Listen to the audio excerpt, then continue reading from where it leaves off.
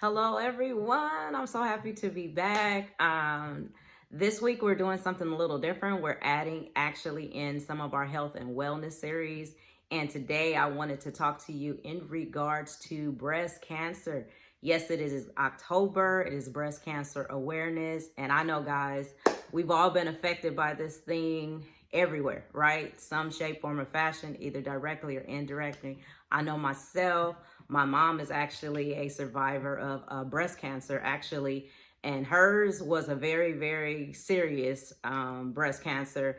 And again, I can't admonish you enough to make sure you're doing your self exams, to make sure you're showing up to your wellness exams, to make sure that you're paying attention to your hormones and how your body changes throughout the month. That's extremely important because understanding that those are the signals. That's how we find out that there's indicators of things that can be a little irregular.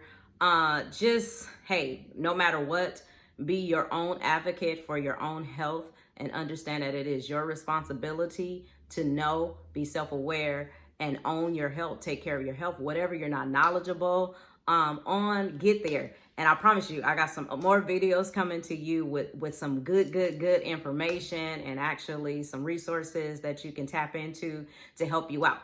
That being said, today's tool that I'm coming to you with is this one. And it's actually called the Sacred Woman. It's by Queen Afua. I'm not sure if you've seen her. She's all over YouTube now. There's a big trend going on with her actually interviewing women and different stars that she's actually helped get healed, both emotionally as well as physically or whatever. But I found this book actually at Barnes Noble. It's a very, very good book. And I've had it now probably for maybe almost 2 years. And when I tell you, not only is it a good read, it is definitely almost like a woman's Bible. It really deals with the woman's body from a holistic point and actually enlighten us about our womb, our womb, this center. For us, it's the center of everything. So I wanted to come to you with a passage from this book while we're talking about cancer so that we can understand a little bit more about not just how cancer, but how disease in and of itself festers and sets up within our bodies. So let me get right into it. So the passage is called Strong Black Woman, excuse me. And it says, Strong Black Woman, how often have you heard that Black women have been made strong because we need our strength to carry on? Well, don't be too quick to buy into that. Recently, they have done a lot of research on melanin and how it holds everything. It holds the good, the bad, the indifferent, and the stronger your melanin, the more you'll hold emotions, chemicals, toxins. When it's time to let go, other races with less melanin can release these things more easily. But our melanin holds on to it all. Okay? Disclaimer, this is not a racist video. However, I am a melanated woman and I'm coming for my melanated sisters because we are being targeted by all forms of disease.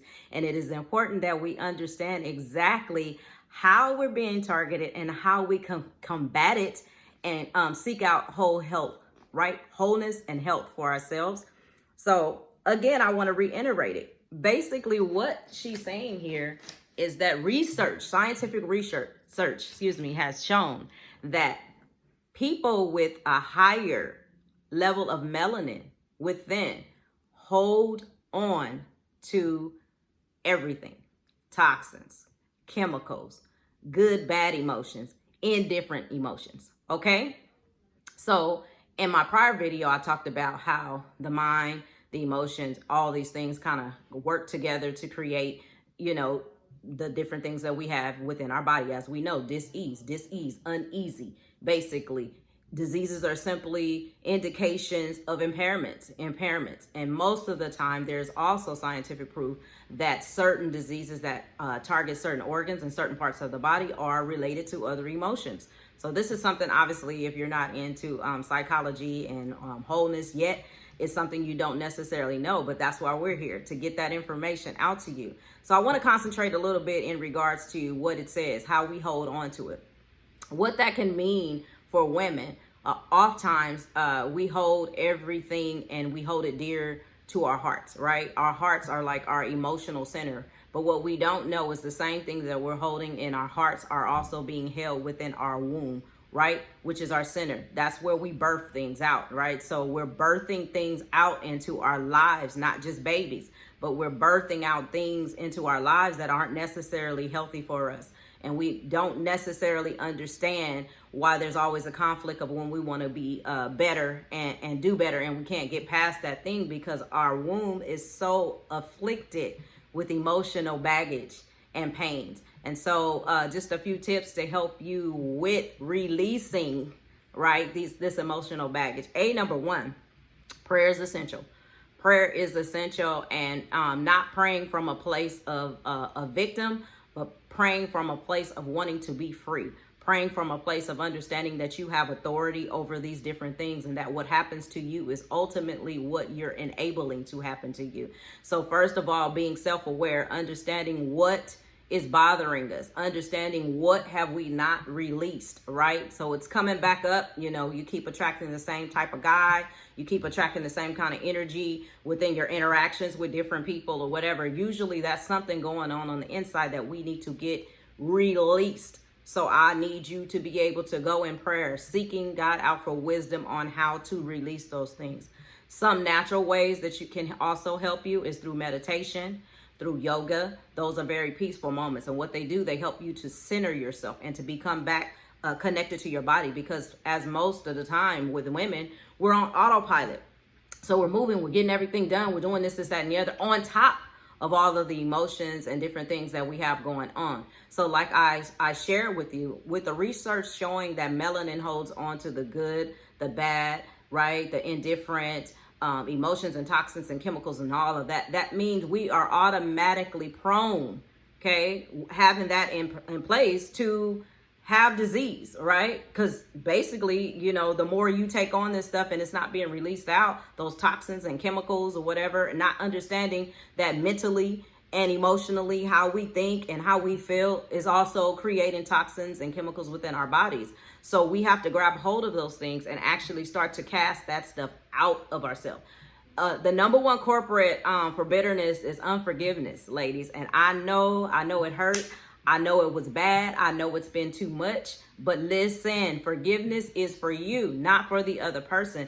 When you forgive, you actually release yourself. When you release yourself, you actually open yourself up so that light can come back into your being, so that you can feel the weight lifted and you can receive the love, and you can receive the love of the next person or the many people that actually want to love you, right? So we have to make space. We have to make space for the love and the joy and the peace that we actually want, and understand how our emotions are being targeted and triggered constantly, and what type of inflammation and different things that are being created within our body. So being self-aware, once you meditate, your prayer, find a practice. Get a therapist. If it's forgiveness and it's things that have gone on in your life that you can't necessarily pray through, because understand, we are spiritual and natural beings. So you can't just go and pray and think that's just going to do it, because that may not do it. You may need to talk to somebody. And I encourage you to get a counselor.